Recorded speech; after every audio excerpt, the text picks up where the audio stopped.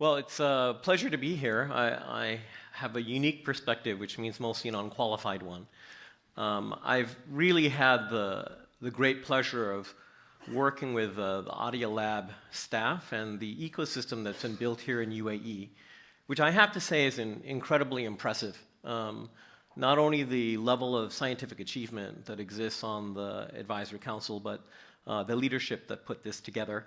And the ecosystem that has been built here with both commercial participants, government participants, integrating with the science. So what I'm going to talk about today isn't research so much as it is a proposal. And it's a proposal that reflects my view on what is really the unique value proposition that the UAE can add to society by being a small, compact, but highly driven country that has policy agility, geopolitical neutrality, and the ability to invest in projects of this kind. And it's going to be very much based on kind of the presentations you've heard earlier today. I'm going to start off because, I'm kind of an older person now. I get to talk about the good old days. And I'm going to talk about the good old days of science. And I think one of the interesting things about those good old days of science and technology is there seems to be less hope about it in the West, where it was generated, and more hope about it in places like here, which I think is very encouraging. So when we talk about the good old days, this is data from 1900 to 2000, so already it's a bit out of date. And you look at what was delivered in terms of value to economic and non-economic investors. You will see large numbers. Life sciences gave trillions of dollars of value. IT, even more. This is, of course, back in the day when the largest valued company was still south of $500 billion, so this is obviously larger numbers today.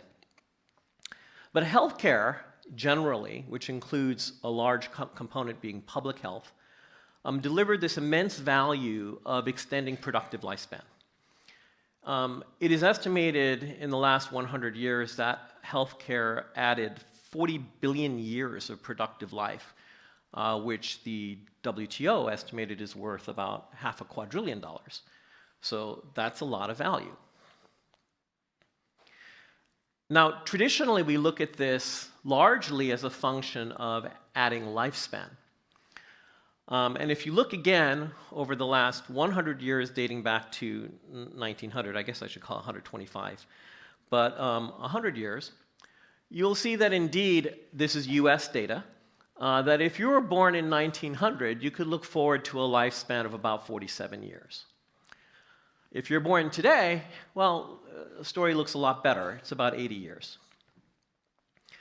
Just as importantly, if you look at the age-adjusted death rate, well, you're looking at numbers that are on the order of 3%, right? 2.5%. And then today, you're looking at a number that's about 5 times better. Now, the leading causes of death changed quite a bit because the programs that were put into place in 1900 largely were public health programs, are different than the things that really affected mortality in the last 50 years. So you'll see that in 1900, this is an rank-ordered top 5 causes of death. You had influenza and pneumonia and tuberculosis and things like diarrhea. These aren't really, they don't even rank very highly anymore in 2000. So what we saw in the first 50 years is huge gains from public health and therapeutics. Early gains from public health and preventative programs, and later gains from therapeutics. So it's a mistypo. So that leads us to think about health span, which is kind of more focused rather than lifespan on the productivity, on the productive era of health.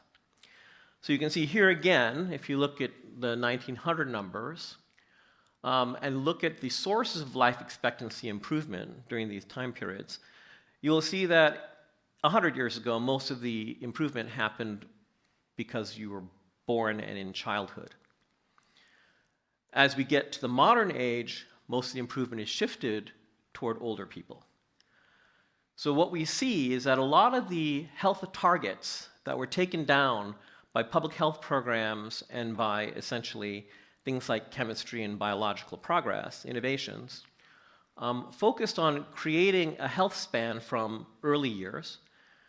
All those easy targets were sort of taken down, and now the ones that remain are these long-term chronic disease targets that actually tend to affect you when you're older and tend to keep you alive for a while in many years in which you actually aren't as productive. And in fact, if you look at this ratio, a relatively modern ratio, of what are your lifetime healthcare costs from 65 to end of life and from 0 to 65, it turns out we're now looking at a number that's higher for the over 65 group, about 30% higher, but your lifetime earnings are cut into a quarter. So you can see this shift in many different ways. Lots of interesting data here. And of course, these are all kind of estimate ranges. So if you look at kind of the net economic value and what's been changing here, this is another way of looking at it. Here you're looking at the life expectancy starting at age 0 over this time. Here you're looking at the life expectancy at age 65. And if you do the calculations, you'll see, of course, not only did the slope change for both of these things from the first 50 years to the next 50 years, but you'll also see the dominant effect now has been shifted to the life expectancy post-65. So now this is a very bit more dicey analysis, but it's still useful because order of magnitude is still very clear. So what is the return on investment for the programs that existed in those first 50 years and more recently? Well, recent analyses show that the impact or ROI you get from hitting smallpox, polio, and antibiotics is a huge number. And today, we're struggling with the notion that R&D ROI for pharmaceuticals is a very small number.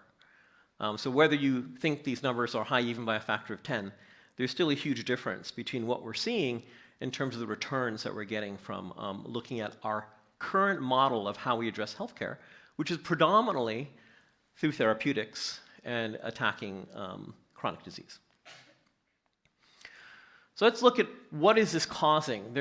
Clearly this is an obvious thing that we've been seeing, and the models of traditional Western healthcare are becoming economically unsound. But the evolving view now is that to really build a sustainable system, we have to transition from sick care, waiting till you're sick and then applying therapies, back to something more like public health, the reduction of morbidity, so you don't get sick, and improvement of population productivity. And you have to do this by looking at broader factors than just biology. So a relatively new term called health span has been this popular trending topic both on the science or knowledge provision side, including, by the way, lots of very poorly researched knowledge, such as things like vitamin supplements or, astrology, and then on the other end, we see that there's a tremendous amount of shift of consumer spending more toward lifespan. So the demand for knowledge and approaches here is also growing. And we know from published results, including one that Alex Pentland or Sandy Pentland gave earlier in the year, shows that there's a lot of factors that seem to be involved in healthy living. They're not just things like genomics and your physiological health states, but things like demographics, mental states, stress effect, social connection, geographic location and mobility. There's many, many different factors that have now been correlatively connected to health span and health states. So we're clearly looking at a system of very high dimensionality, nonlinearity, a lot of disconnected causality, but it is a system for which there's a lot of interesting evidence.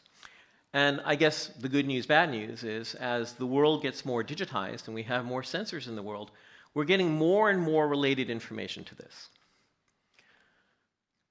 So what this sets the table for the talks that you've heard in the first 2 days. So I'm going to butcher, I think, the summary of these talks, especially Stephen's.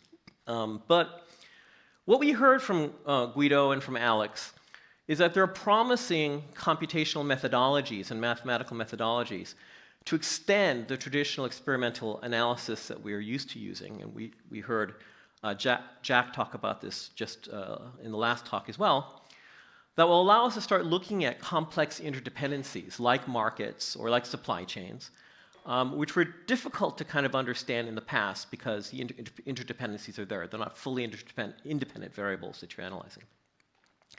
And the use of randomization will give us better confidence that we can generate results out of this that are closer to causal. Stephen, besides of course talking about how we're all doomed by climate, did also mention that there are hybrid approaches that exist where you use AI, not blindly, but to train science knowledge. And you build hybrid models that actually outperform the traditional AI models and can be much more efficient in computation.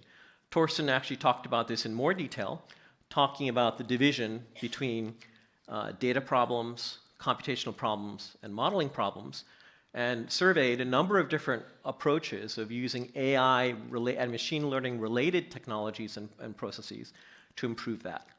So that's kind of good news. That was all in the area of climate. And then So-Young In and Lee Sicko talked about platforms that exist to start integrating knowledge of not only the environmental impact, for example, climate, on some kind of asset, in their case looking at infrastructure assets, but could be human health asset, and financial models to create a more consolidated view of the impacts that changes in environment and these kind of factors could have on the asset and what the financial value of those changes would be. So, climate modeling in this last 20 years has been really transformative in my mind because it really did create an example of a different way of doing traditional science. Here you integrated a wealth of data sources, sometimes without even knowing or hypothesizing what the causality was between the elements of those data sources. You used high-performance computation to explore relationships, and then you built a cycle of this where you would use those model states, compare them against real-world examples, and then tune the system. Okay? We've made lots of mistakes doing this. We've made lots of kind of advances doing this. But overall, we're getting better and better at doing this. And the papers and the talks you heard over the last 2 years are showing how much progress we're making here. Now, one of the reasons progress there was easier is because, weirdly, in that field, the data sets aren't really considered private or proprietary. There are a couple issues of privacy, with satellite imagery and so on. But generally, it was easy for researchers to get those data sets and federate them and do these analyses over them. Now, I'm going to take a little sidebar on this oil discussion, and then I'm going to get to the point. So, a long time ago, oil was oil. Okay, it's very clear. Then we started saying data is the new oil. And we heard Torsten yesterday say that actually computation is the new oil. Well, these all may be the new oil, but we have to look pragmatically at the world we are in here. Oil came out of lots of different oil wells, little silos of energy in the ground. And we have this problem with data today. There is no world in which we can avoid the fact that data is going to be in many, many, many, many different silos. They'll be owned by many, many different people, and they'll be controlled by very complex policies that will not be homogenized, ever. Therefore, the kind of technologies that were also talked about in the last 2 days are absolutely necessary in order to allow the federation of this asset into something more valuable. Privacy must be respected, policy must be respected, And this has to be done in a distributed way. It has to be done in a way that is audible and can be made transparent, or not, but can be. This is similar to building the web. So I'm, again, old enough to remember what networking was like before the internet, when in order to network with someone, you had to have an agreement with them, and you had to select the same technology and the same protocols, and have essentially the same hardware on both sides. And so you had a lot of pairwise connections in the world, which never scaled. By building an open and standard protocol, a platform, you now connected once with some kind of router, and you could get connected to everything. Okay? You still had security policies and things like that. But in general, the value of being able to connect with standard protocols was huge. It's one of the reasons we're all here. So I'm going to argue that in order to make all data and computation into the new oil, in other words, in order to have it express its value, the equivalent of the logistics to be able to pull all that oil together, package it, and kind of sell it to people or make it available to them to make cars and other things like that, is the equivalent of building a global factory facility that will allow you to safely federate these data silos. You have to be able to build shared value models. You have to be friendly to government audit and regulation because it's just going to exist. You have to be open. This is not something that can be done by a closed private standard. And you have to have clear global IP rules so you can create incentives that are economic to allow people to be driven to build the value out of this kind of data and computation. So that is interesting because one system here is required for progress in both science, regulation, and economic incentives. So, example, before we even looked at these issues of privacy and incentive, we had a couple of interesting examples. COVID-19 was enough of an emergency that we decided to forego a lot of these kinds of rules and policies. And we saw an incredible level of federation. I literally saw the first biology paper, a clinical biology paper, with more than 100 authors from more than 50 different organizations. I mean, you saw that with CERN in physics, but you really didn't see that in biology before. Why? Well, because the internet allowed you to share lots of this data with a common protocol. It didn't require every lab to decide, hey, let's do a contract with every other lab and build our own infrastructure. It was a standard. And so we saw 20-fold increase in first approvals, 5 times more global R&D effort than we've ever seen before. Just time to vaccine was huge. Market trials were actually done in a fairly, incredibly non-economic way. And we had R&D participation of basically every major science-carrying country. And this is something we've seen evolve because of the internet, right? We've seen the internet itself, the rise of open source, open content, open chip design, and of course the COVID example. This was all with an infrastructure that just allowed the data sharing without the privacy part, without the economic incentive part, and so on. So I'm just proposing that to move to this next step, we've already seen in the last 2 days that we're there. We have the technology, and we have the demand, right? It's not a discussion you could even gotten into with the demand side, like governments and policymakers. It's not a conversation you really could have gotten into with scientists.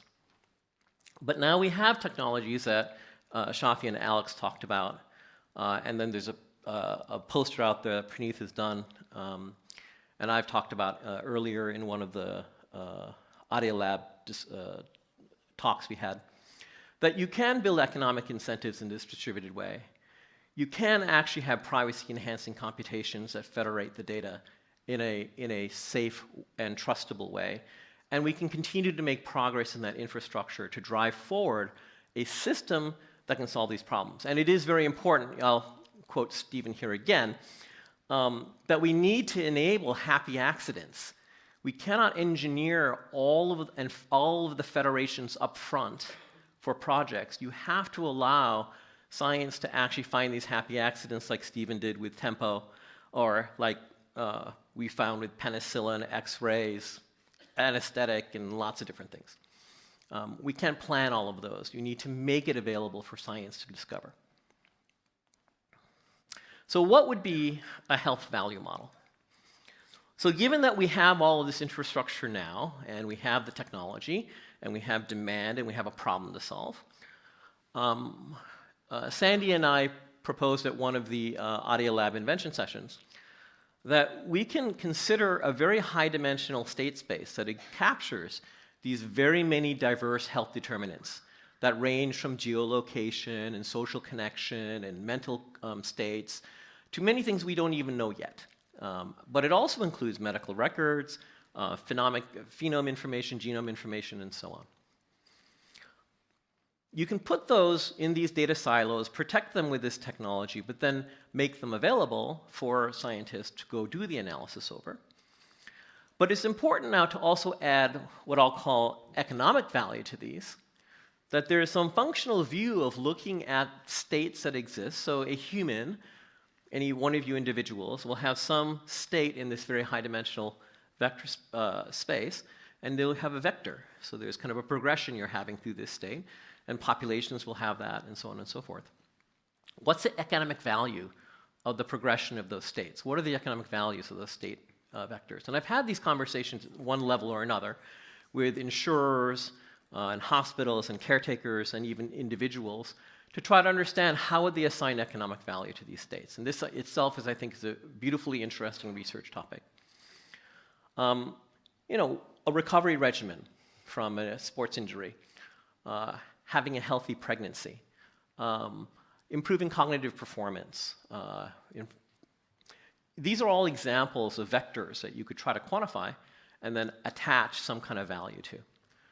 So if we think about a model like this, right, using the infrastructure that we talked about to allow the federation of the data, and then building climate model-like computational code stacks to solve problems like this, I think you can now start extending beyond the notion of simply treating diseases. In other words, waiting until your state gets into a point that's so highly identifiable that we know you're diseased now, at which point it's very hard to pull you out of that state because your body has already failed in so many ways. But instead, be tracking this vector and nudging it into a better place. I think that's an interesting way of thinking of pivoting from sick care to true health care. Okay. This economic model, if we build it, I think could inform policy decisions, new forms of payment and co-payment, incentive mechanisms, and so on, and can be applied first, I think, at population levels, something more interesting to insurers and governments, but then eventually down to more individual prediction. You know, another example like climate, where again, climate is much easier to predict at large scales than at daily weather reports. So I think this is the concept, so hopefully that's clear enough. So the call to action, let's establish an interdisciplinary open research initiative, open, interdisciplinary, global. It will leverage all the things we talked about in these last 2 days, the computational power, the privacy-preserving technologies, the ability to do economic modeling, to really create a new way of understanding human health and a new way of investigating it. Like climate models, we're advocating the development of these kind of models that will start to suggest causal relationships that we can explore that are more scientific, that are more provably causal, and also allow us to start predicting outcomes in both populations and eventually individual health in the light of contextual changes. So it could be policy-driven contextual changes. It could be things that we can help, like natural effect of pandemic and so on. And eventually, hopefully get down to individual health. And this needs to involve everybody, researchers, policymakers, private enterprise, the traditional healthcare markets, as well as the less traditional, maybe more lifestyle-focused markets. So this is the view. I think it's very exciting to propose it here in the UAE. And the reason why is because I could propose this in the United States, but the path to actually execute something like this in the US is infinite. Infinite particularly because the landscape keeps changing too. So I think it's something that's easier to prototype here. So key takeaways, I don't have to repeat it, I think, but I think it can generate huge global economic value. It is what we need as humans, because clearly it is unsustainable to continue to go down sick care and therapeutics. I was at the Cleveland Clinic in Cleveland when they had the most heavily attended session they had was how can we get more money into research for therapeutics?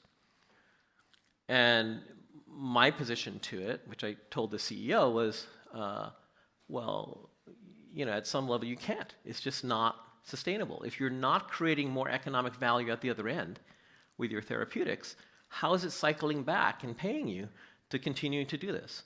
So this is just just a very simple thing. So, and of course, like everything having to do with science and innovation and really building platforms, the whole goal here is how can we take these assets and ignite, you know, the creativity and the innovation from millions of minds out in the world. And I think we now have the ability to do that. The data silos are there. They're increasing. We have more technology to produce more of them. We now have the technology to safely start to integrate them. We just have to have the will and the desire, I think, to basically pull it all together. So thank you. That's my talk.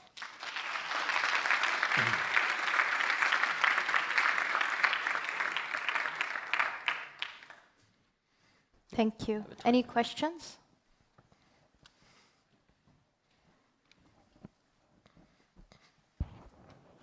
Thank you so much, Edward. Very, very inspiring talk. I was wondering, how do you see academia or the universities here in the UAE participating in this project of yours, or this proposal of yours?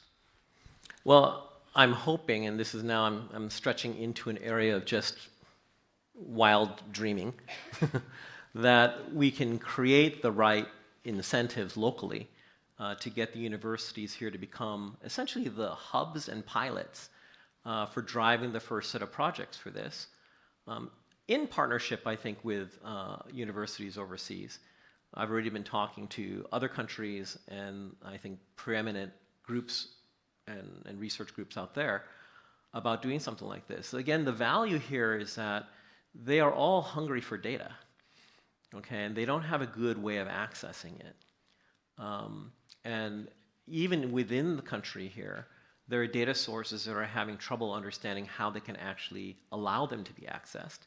So, you know, maybe there's a win-win here in building a platform here first, and then allowing foreign groups to participate in it, again, in a privacy and trust-enhanced way, and then use it as an example to kind of expand out. So I would expect that we would see institutions, both commercial as data sources, possibly, and then government and research, all collaborating on trying to build the first set of pilots that would start doing the interesting and valuable results that could come out of this. This is very cross-disciplinary, so again, you have to look for institutions that just don't talk about cross-disciplinary but can actually do it, to get contributors that are looking at the economics, looking at the computation, the model driving, and all of that. One of the things we had talked about at one of the ADIA Lab retreats was really about the notion that the US-based granting system, which is the one that most everyone emulates, is not good at actually funding the development of software and data curation.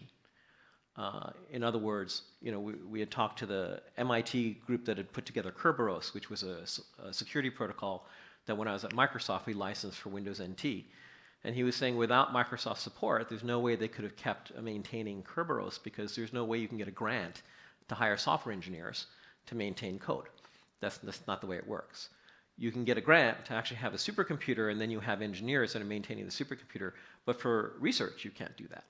So you have graduate students doing it, and then, of course, they flip every 2 to 3 years, and it's a very bad way of actually maintaining software. So this is, again, an opportunity for UAE to have a different policy for this that I think will be beneficial to the research institutions here, but also abroad.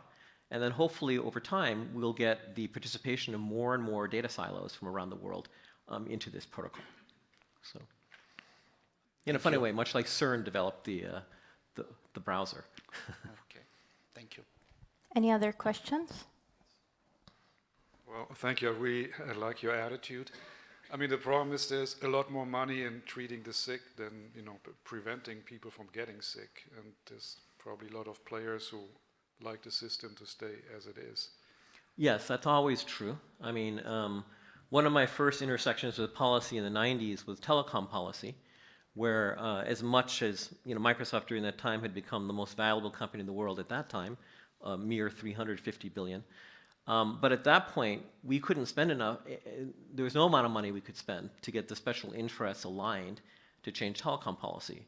Where it happened was South Korea and Finland. Okay?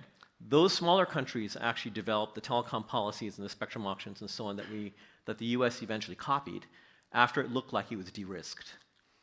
Okay, so I think there's an approach to unlocking the value that's in here. You're right, you know, the incumbent interests are not going to volunteer to jump. But again, it's one of the reasons why I think the UAE is an interesting place to be. First of all, you don't have a lot of incumbent interests here. And second of all, I think there could be a will to change the world in this way. Because it's much like South Korea and Finland, they got a lot of spillover effect for that in companies like Nokia and Samsung and many others. Hello. Yeah. Thank you very much for the really, really ambitious and inspiring talk. I'm the co-founder of chronic care management programs here in UAE. And I just have to agree with you, is like if something is to happen and is to start happening, UAE is the place. And my question is, how do you see ADIA Lab, if ADIA Lab can support public health here in UAE, transitioning from sickness to a healthcare system? I wanted to ask Prof. Alex yesterday if digital twins in health, for example, might be a model that we are looking at. So basically, I mean, at a public health level, we know we have a lot of research, this data. How can we really implement innovation then? What would be then your advice? I think you're asking kind of two questions. One is an ADIA Lab question where everyone who's involved in making that decision is pretty much here. So I'm hoping they'll get excited about it and something will happen. Secondly, you're saying, how do we execute? And like I said, there are technologies that exist to do it. So there just has to be will to build an organization that brings those together in an open, collaborative, and research-driven way.